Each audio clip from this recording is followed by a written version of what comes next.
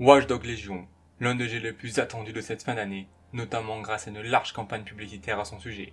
Watch Dogs Legion, un jeu réalisé par Ubisoft Toronto, un studio qui a pu bénéficier de 6 mois de développement supplémentaire en mars 2020. Watch Dogs Legion, la suite d'un deuxième opus qui a su créer la surprise lors de sa sortie, en s'échappant de l'univers sombre de Chicago et rejoignant un monde plus clair, plus lumineux, digne des vraies baies de San Francisco. Ce jeu va-t-il lui aussi recréer la surprise? Dans un Londres situé dans un futur proche, dans un univers cyberpunk assumé, là où toutes vos données sont collectées, échangées pour mieux vous traquer, serez-vous l'homme ou la femme qui a le courage de se battre contre ce système opprimant? Entre les caméras, les drones, les patrouilles, les contrôles, ce monde est au bord d'une révolution, et c'est à vous d'y faire face pour le changer. Mais ce jeu va-t-il réussir à vous transmettre toutes ces émotions? L'une des promesses les plus incroyables de ce jeu est le fait de pouvoir jouer tous les personnages non joueurs du jeu, madame et monsieur tout le monde que l'on croise dans la rue, et que chaque personnage a ses propres aptitudes, compétences, arsenal et personnalités. Ce système est-il une réussite, ou au contraire, un élément inutile, un élément qui ne fait aucune différence entre jouer un maître des arts martiaux, ou une grand-mère qui a vu ce monde changer, et qui n'est pas vraiment satisfaite de cela? Les multitudes de situations liées au choix de notre personnage dont on a tant entendu parler sont-elles réellement présentes? Le monde nous offre-t-il vraiment la possibilité de profiter pleinement du potentiel de ce nouvel élément? Et d'ailleurs, que vaut ce monde? En parlant du monde, le jeu vidéo vont-ils rentrer dans une nouvelle ère grâce à la technologie Ray Tracing? Car oui, Watch Dogs Legion est l'un des premiers AAA à supporter la gestion intelligente de la lumière. Toutes ces promesses ont-elles été tenues? C'est ce que nous allons voir dans ce nouvel, et premier d'ailleurs, épisode du studio.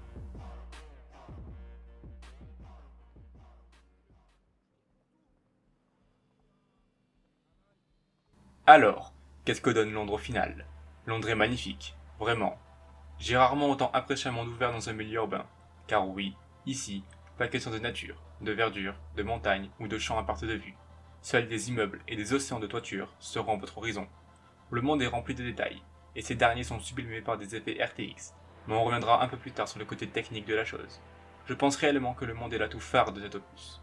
Ils ont réussi à faire un Londres merveilleux, avec des quartiers très différents les uns des autres.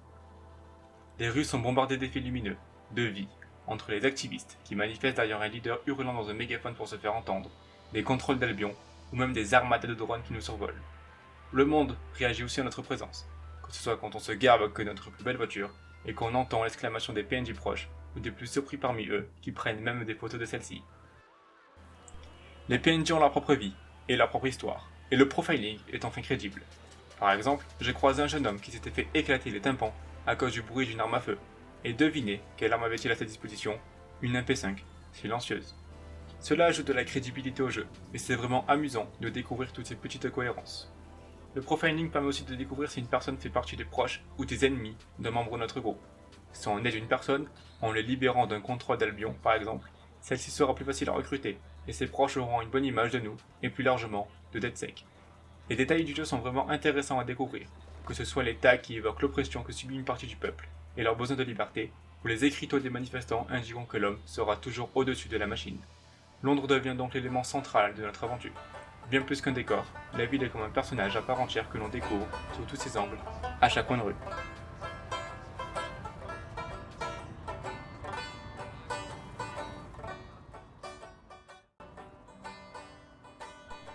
Mais, le monde aurait pu être tellement plus.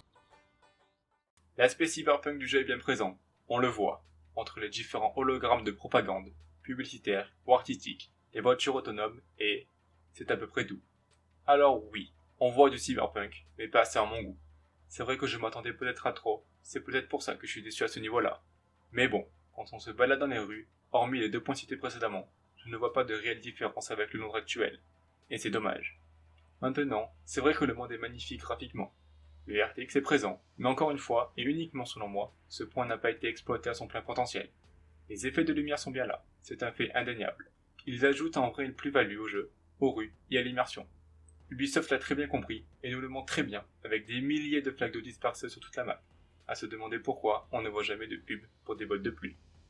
Les effets à travers les vitrines sont aussi un élément impressionnant, tout comme ceux de différents véhicules. Mais encore une fois, je ne sais pas, je reste encore sur ma faim. J'attendais tellement de cette technologie sur un aussi gros jeu. Surtout si on ajoute le côté cyberpunk qui est censé nous mettre des lumières plein les yeux. Mais non, c'est vraiment frustrant quand on voit ce que le jeu donne à nos yeux en termes de visuel. Au final, Le monde est incroyable, mais tellement frustrant quand on imagine ce qu'il aurait pu être. Le jeu aurait également pu nous pousser plus à l'exploration. Les éléments qui retiennent suffisamment notre attention pour qu'on s'y arrête sont bien trop rares, et les bâtiments qui ne sont pas nécessaires aux missions ne peuvent pas être explorés, ce qui crée l'impression que le monde qui nous entoure n'est qu'une immense façade. Qu'en est-il du gameplay? L'une des principales promesses d'Ubisoft Toronto est le fait de pouvoir jouer chaque londonien, et ça marche merveilleusement bien. On peut bel et bien contrôler chaque PNJ que l'on croise, à condition de le recruter, c'est-à-dire de faire une ou plusieurs missions pour lui, tout dépend de son opinion sur DedSec. Chaque personnage possède des compétences et un arsenal en lien avec ce qu'il fait dans la vie et avec sa personnalité. Jouer un tueur à gage expert en combat rapproché et en arme à feu est très différent de jouer une grand-mère avec un taser, qui peut ni courir, ni se mettre à couvert. Choisir la bonne personne avec les bons attributs est une manière simple pour le joueur de se préparer avant chaque combat. Et c'est vraiment un bon point quand on sait que chaque joueur a sa manière à lui de jouer. Il existe même des agents experts. Ils sont indiqués d'un point vert sur votre map. Ces agents-là sont un peu communs. Par exemple, un leader lors d'une manifestation pourra encourager des personnes à se battre à ses côtés.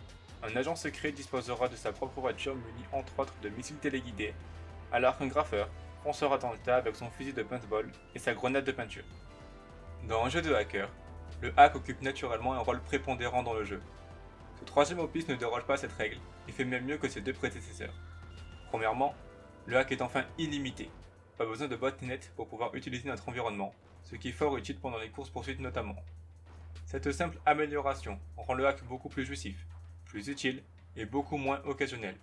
Au lieu des botnets, ils ont tout simplement implanté un système de recharge pour réactiver la compétence utilisée. Par exemple, si vous voulez attirer un ennemi sur un piège, vous ne pourrez pas attirer une autre personne durant un certain laps de temps. Sachant que ce laps de temps est assez court, et qu'il peut être encore réduit via le contrôle de personnages avec la compétence nécessaire, ça rend tout de suite les phases d'action beaucoup plus rythmées, et les possibilités sont démultipliées par rapport au précédent opus. En parlant de possibilités multiples, l'environnement et notre arsenal ont été grandement enrichis. L'Arachnobot sera votre meilleur ami tout au long de vos missions. Remplaçant le bumper, il sera beaucoup plus utile que celui-ci, et entre nous, il a beaucoup plus de gueule. Il vous permettra d'aller où votre personnage ne peut pas se rendre, en passant par les petits trous, les grilles d'aération, etc. Grâce à lui, vous pourrez ouvrir des portes fermées d'un côté, contourner des pare-feux et télécharger des données sans vous rendre sur place. Vous n'avez plus de drone personnel que vous pouvez lancer n'importe où. Cependant, ne vous inquiétez pas, au vu du nombre de drones au-dessus de votre tête et de vos talents de hacker, je ne me fais aucun souci pour vous. Vous pouvez aussi, grâce à un personnage travaillant dans le BTP ou via une plateforme dédiée, appeler une des nouveautés de ce jeu, des drones de chantier. Ceux-ci peuvent vous accueillir sur leur dos et vous permettent donc de vous déplacer dans les airs. Utile pour repérer les lieux de vos propres yeux, atteindre des endroits inaccessibles à pied, ou même larguer un conteneur explosant l'impact. Enfin, il est temps de vous parler des différentes tenues. Elles permettent de nous approcher de notre objectif d'une façon nouvelle, car dans ce jeu, l'habit fait bel et bien le moine. Il vous suffit de recruter un membre du gang de Calais pour pouvoir vous approcher d'une de leurs bases sans vous faire repérer par leurs membres. Évidemment, cela marche aussi avec un membre de la police ou d'Albion.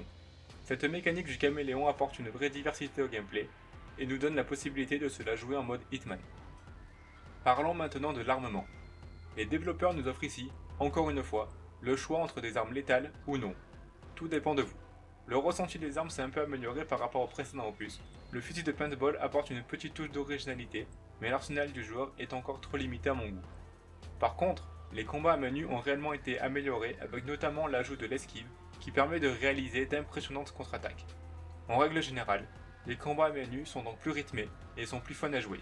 Surtout si on ajoute à ça les exécutions qui sont vraiment stylées et assez diversifiées selon le personnage que l'on joue. Un des points que j'apprécie le plus est l'option de la mort permanente. C'est très simple à comprendre. Si un de vos personnages meurt, vous le perdez définitivement. Cela ajoute un peu de pression au jeu, la peur de perdre un personnage que l'on apprécie peut nous faire agir différemment. Cette option change complètement les mœurs des joueurs. En effet, rares sont les jeux où notre personnage peut mourir sans passer par la case réanimation. Évidemment, ce n'est qu'une option, et pour les joueurs ne voulant pas accepter la perte d'un personnage, il est tout à fait possible de désactiver celle-ci, sauf dans le mode Harryman. Alors, attention à vos choix. Parlons à présent d'un point noir dans la saga des Watch Dogs, les véhicules et leur physique. Alors oui, on peut noter une légère amélioration au niveau de la conduite de différents véhicules, mais il leur manque encore du punch pour pouvoir vraiment être agréable à conduire. La sensation de vitesse est assez absente, et encore une fois, leur physique est à revoir. La carte de Londres est assez grande pour ne pas se sentir à l'étroit et se divise en plusieurs quartiers. Quartier occupé par Albion, que nous devons libérer tout au long de notre épopée via des missions appelées Boroutes. Une fois quelques Boroutes accomplies, une mission un peu plus conséquente se présente à nous pour enfin délivrer le quartier. Mais le problème se trouve bien ici. Les missions finales manquent beaucoup de scénarisation et ne donnent pas aux joueurs le sentiment d'être fortement impliqués. Une fois le quartier libéré, un feu d'artifice vient systématiquement célébrer notre victoire, et c'est tout. Aucune confrontation entre Albion et les manifestants, malgré une forte oppression d'un côté et un besoin manifeste de liberté de l'autre. Aucune réaction des membres de la milice alors qu'on vient de saboter leur plan et leur autorité. En un mot, les missions Boroutes manquent de réalisme et sont décevantes à mon goût. Watch Dogs Legion propose également des mini-jeux pour divertir le joueur, mais ils ne sont que peu nombreux. Pour ma part, j'ai seulement pu expérimenter le tir de fléchettes et les jambes. Cependant, les créateurs ont dissimulé quelques easter eggs ainsi que des défis qui arrachent un sourire aux joueurs lorsqu'ils les découvrent. Par exemple, jouer en étant ivre vous rapportera plus d'argent car ça rend les missions plus difficiles. Voici un easter egg à Assassin's Creed vraiment très bien intégré au jeu.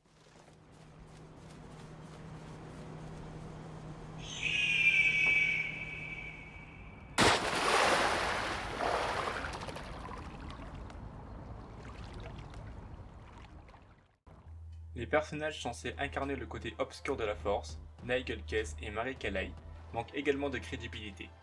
Leur personnalité n'est pas beaucoup nuancée et ne marque pas les esprits.